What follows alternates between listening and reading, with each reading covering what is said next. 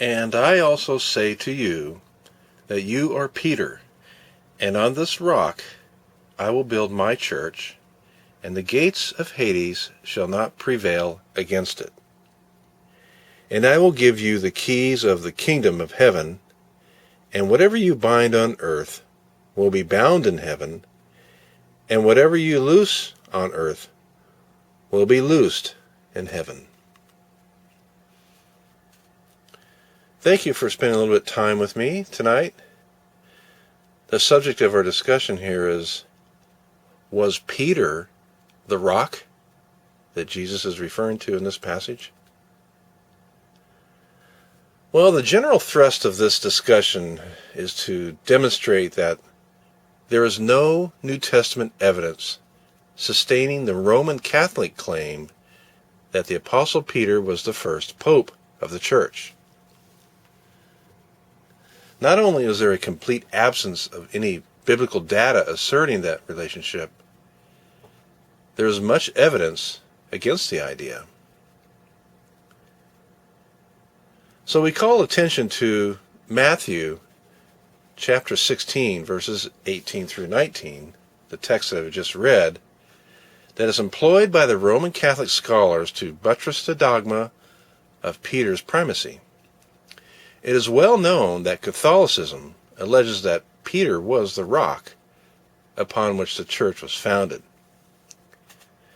The argument has been constructed upon the fact that both Peter, Petros, and rock, Petra, are from the same Greek stem. What this supposedly indicates, therefore, is that the church was built upon Peter, hence the origin of papal authority. So I'd like to list for you 4 contextual considerations that negate this interpretation. First, Petros and Petra reflect different genders. The former is masculine, the latter is feminine. Thus, a distinction is drawn. Petros generally is a smaller stone, a fragment, and Petra is a more massive bedrock-like substructure. Third, Christ distinguished between Petros and Petra by the use of pronouns of different persons. Petros has a sacred person pronoun as a companion, while Petra is used with a third person pronoun. And fourth, in the symbolism employed by Jesus, Peter is designated as the one who opens the doors to the kingdom, which he did for the Jew and Gentile, Acts chapter 2 and 10.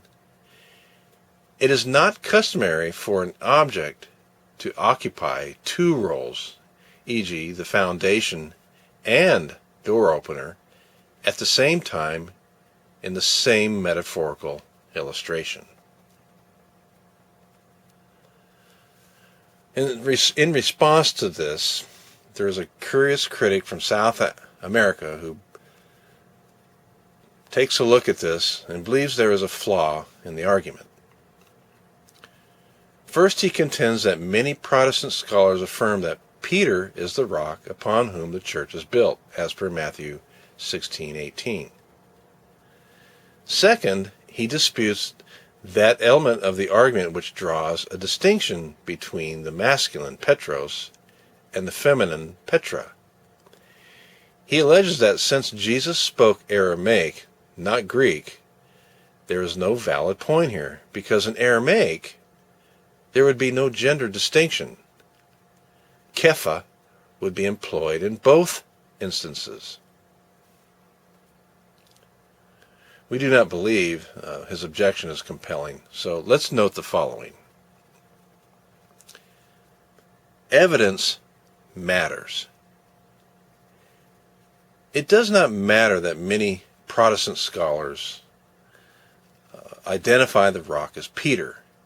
The issue is, what does the actual evidence indicate? In addition, it is one thing to suggest that Peter was the rock, mistakenly we believe. It is quite another to argue that papal authority necessarily results from that alleged identification. For example, Bloomfield, who is cited by Conway in his book on page 148 in this regard, says, "This cannot be supposed to give Peter any supremacy over the rest of the apostles." Don't assume too much. It is an assumption that Jesus spoke Aramaic on this occasion. Certainly that is the most likely possibility, but the truth is, as Robert Gundry has shown, most Palestinians of the first century were trilingual, speaking Hebrew, Aramaic, and Greek. So we cannot be positive that dialect that Jesus spoke happened on this occasion. Be that as it may, when the Lord changed Simon's name to Peter, he employed a Hellenized form of the term that is masculine in gender, Kephas. And you might note John chapter 1, verse 42. Mr. T.H. Robinson conceded that while there is only one word in Aramaic, and it is feminine, when a man's name is used, it can take a masculine form. Now, concerning the Gospel of Matthew, is it Greek or Aramaic?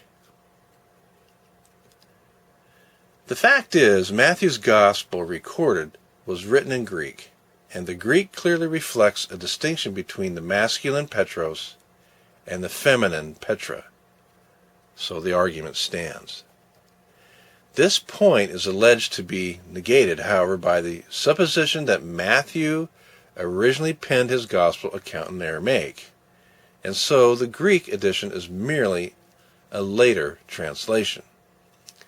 This view is based mostly upon a quotation from Papias in AD 135, as preserved by Eusebius, but Papias' statement is quite ambiguous, and as Carson notes, few scholars today accept this view.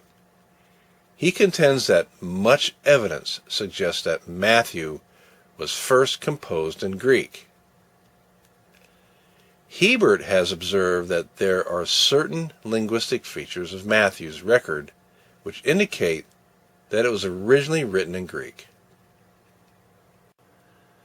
Now there are some obvious word distinctions.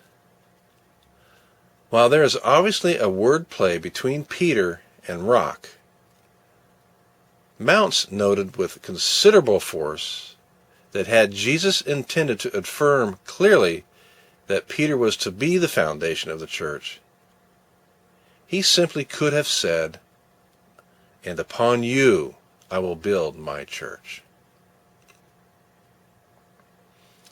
Some patristic writers speak that frequently the church fathers are appealed to as proof that the early Christian believed that Peter was the rock upon which the church was founded. However, as Dreyer and Weller have shown, only 16 out of the 84 early church fathers believe that the Lord referred to Peter when he said, "this rock." There are some significant omissions in Mark's account of his gospel.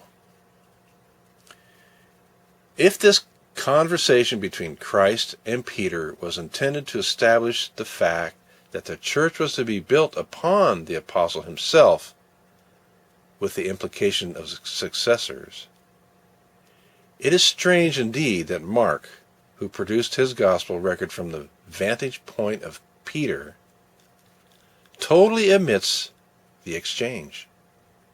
And you might want to look at Mark chapter 8, verse 27 through 30 in reference to this.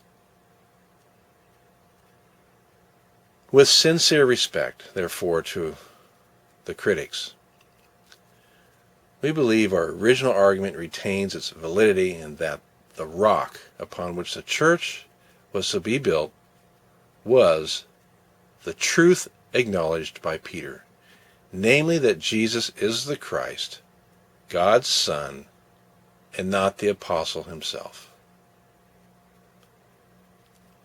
Hopefully this helps clear this up for you, and may you continue your studies. God bless.